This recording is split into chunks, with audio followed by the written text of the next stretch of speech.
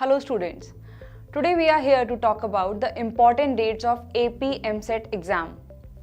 The organizing authorities will issue the official notification about all the important events on their official website.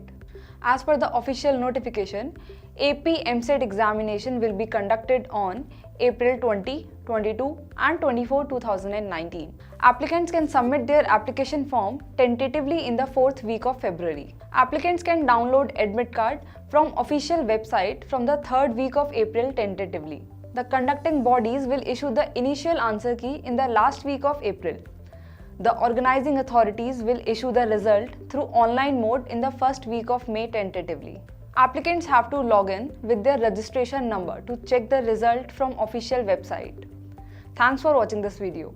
If you have any doubt or for more updates, you can visit our website www.entrance360.com.